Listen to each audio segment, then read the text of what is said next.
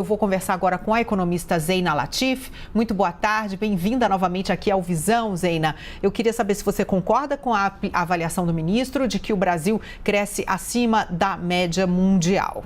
E também se está virando, o Brasil um paraíso para empreendedores, como disse o ministro Paulo Guedes. Boa tarde mais uma vez, bem-vinda. Boa tarde, é um prazer estar com vocês. Olha, nós tivemos uma recuperação rápida no ano passado, sim, a chamada recuperação em V, ela aconteceu, mas quando a gente olha na comparação mundial, não dá para a gente dizer que nós estamos acima da média mundial. A gente foi destaque, por exemplo, na América Latina. A América Latina contraiu ano passado mais de 7% e a gente contraiu 4,1%. Mas quando compara, por exemplo, com o resto do mundo, ou os emergentes contraíram ano passado 2%. Então, digamos assim, a gente teve uma performance que, comparativamente a países vizinhos da América Latina, foi melhor, porque houve muitas políticas de estímulo, a gente teve o impulso fiscal, impulso creditício, que compara o Brasil com países avançados, como proporção do PIB, a gente está falando aí 8% do PIB, dependendo da métrica até mais, que são patamares comparáveis, por exemplo, com a Alemanha. Então, gastamos bastante num país com tanta demanda reprimida. Você colocar, por exemplo, aquele auxílio emergencial meritório, mas foi um volume de recursos expressivo. Claro, a economia voltou rapidamente.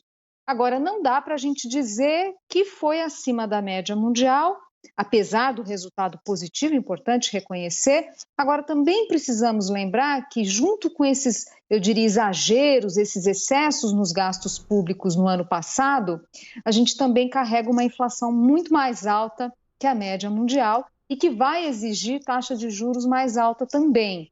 Então, não existe milagre na economia. A gente fez muitas políticas de estímulo, mas agora temos efeitos colaterais, que é uma inflação mais alta que do resto do mundo ou de países vizinhos.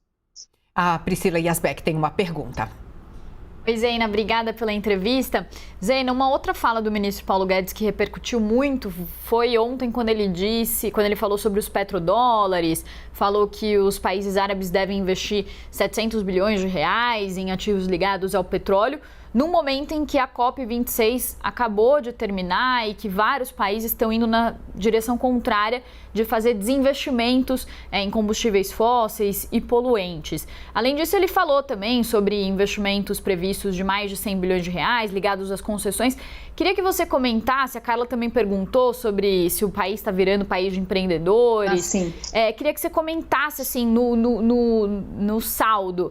Dá para dizer que o Brasil avançou nessa agenda de privatização, concessão, e o que está por vir aí relacionado a essa questão de investimentos ligados a petróleo? Dá para ter algum otimismo em relação a isso? Olha, nós tivemos não agenda de privatização, essa de fato não se manifestou, não se materializou, deveremos ter da Eletrobras ainda. Tivemos um avanço importante do ponto de vista das concessões, assim, isso sim aconteceu, tem acontecido, tem perspectivas ainda positivas.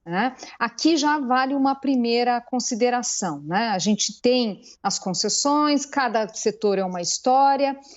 Por vezes são setores que atraem capital estrangeiro, mas a gente não está falando de investimento novo no total, quando se faz uma estimativa, às vezes, de entrada de recursos em algum setor, e isso também vale para óleo e gás, não quer dizer que é tudo investimento novo, às vezes são aquisições, Geralmente, aquilo que é investimento novo, que a gente chama de greenfields, geralmente é uma parcela pequena. Primeiro ponto a se colocar, não quer dizer que está expandindo nessa magnitude a capacidade produtiva ou oferta de bens no país. Então, primeiro ponto. Acho os números um pouco inflados, quando a gente olha, por exemplo, as estimativas do Instituto Brasileiro de Petróleo, IBP, são cifras mais modestas, fala-se em 50 bi em 3 anos, mas enfim, qualquer que seja o número, não quer dizer que são investimentos novos para aumentar a capacidade já de cara. Outra coisa, quando a gente fala em investimento em infraestrutura, qualquer que seja ela,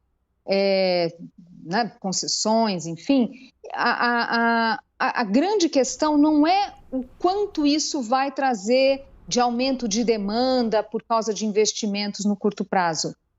A grande importância de investimento em infraestrutura é o aumento que você gera de capacidade produtiva como uma forma geral, ou redução de custo Brasil, né? Ter infraestrutura significa melhorar, aumentar o potencial de crescimento de longo prazo no país. Então, não é pela obra em si, o que ela vai gerar de emprego, o que ela vai estimular a economia. Não se trata disso. Isso é pouco relevante. O que é mais relevante mesmo é o que vem a partir de uma infraestrutura de qualidade, né, uma oferta ampla, o que isso traz de redução de custo país e, obviamente, potencial de crescimento. Então, só tomar cuidado, porque às vezes vem umas cifras altas que a gente até acha, né, meio fora do que se tem colocado, mas não achar que mesmo que seja essa cifra, isso de fato vai se traduzir um crescimento já de curto prazo, né? Então, acho que tem aí essas ponderações que são importantes.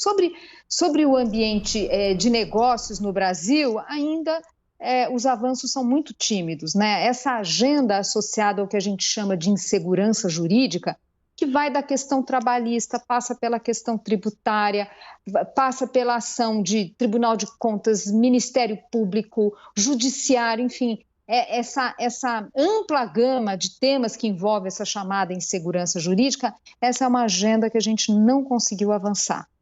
Um ponto ou outro só que foi trabalhado, mas aquilo que de fato precisa para atrair investimento privado no país, isso, lamentavelmente, a gente pouco avançou.